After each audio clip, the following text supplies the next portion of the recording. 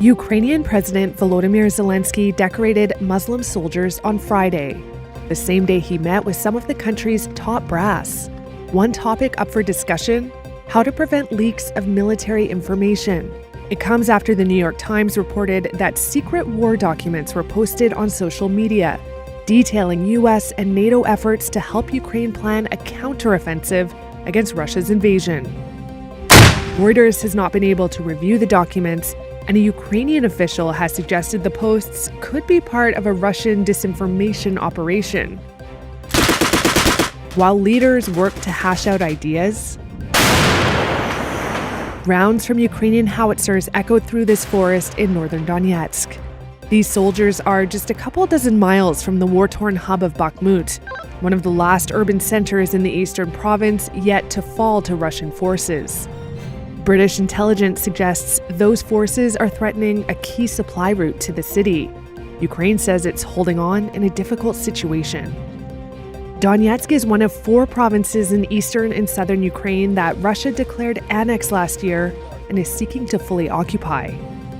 With millions of Ukrainians having fled the conflict, which has left thousands of civilians dead, world leaders are weighing in on what they think it will take to end the crisis. The Kremlin has said it will not consider peace unless Kyiv accepts the loss of territories Russia has annexed. In Turkey, Russia's Foreign Minister Sergei Lavrov noted Moscow would never refuse serious proposals for dialogue. While meeting with French President Emmanuel Macron, China's leader Xi Jinping said a political settlement is the only correct way out of the crisis, according to China's foreign ministry. For its part, Ukraine says there can be no negotiations until Russia withdraws all of its forces.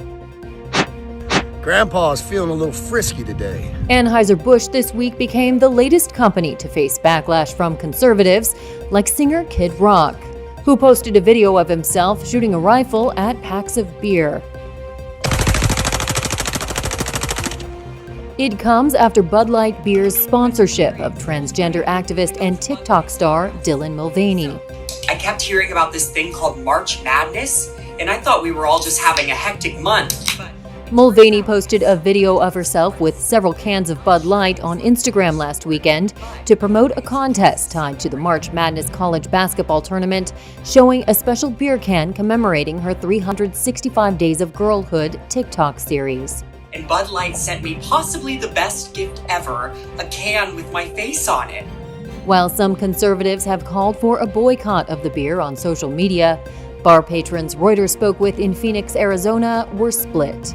I think we do allow people to have diversity and inclusion, and I love that companies reach out to different influencers who have that big of a platform that does celebrate those unique traits that people have. I will definitely be boycotting them just for the family, because I don't believe in shoving anything into anybody's face. Georgia College marketing professor Dr. Joanna Schwartz doesn't expect the outrage to have a major impact on Bud Light's sales. They've had rainbows on their beer cans, for years, and actually have been supporting the LGBT community for decades. She said the attention may even create the opposite effect.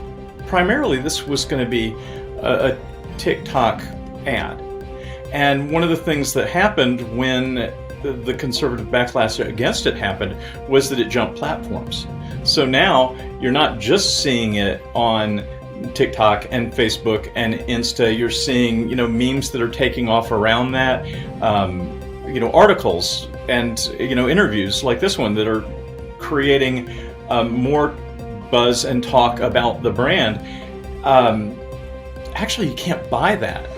In a statement to Fox News, an Anheuser-Busch spokesman said the company works with hundreds of influencers across their brands and occasionally produces commemorative cans like the one gifted to Mulvaney, which is not for sale to the general public.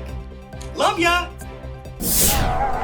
Israel's military hit sites in Lebanon and Gaza early on Friday, in retaliation to rockets fired at northern and southern Israel over the previous day. Israel blamed those attacks on the Islamist group Hamas as tensions threatened to spiral out of control after police raids this week on Al-Aqsa mosque in Jerusalem. No serious injuries were reported and neither side seemed keen to broaden the conflict. Earlier this week, Israeli police clashed with Palestinian worshippers, arresting and removing hundreds of people from the compound. It drew condemnation across the Arab world. The ensuing rocket attacks on Thursday on Israeli towns were the largest from Lebanon since a 2006 war. They interrupted the Jewish holiday of Passover and sent residents running for shelters. Israel's military responded with airstrikes early on Friday.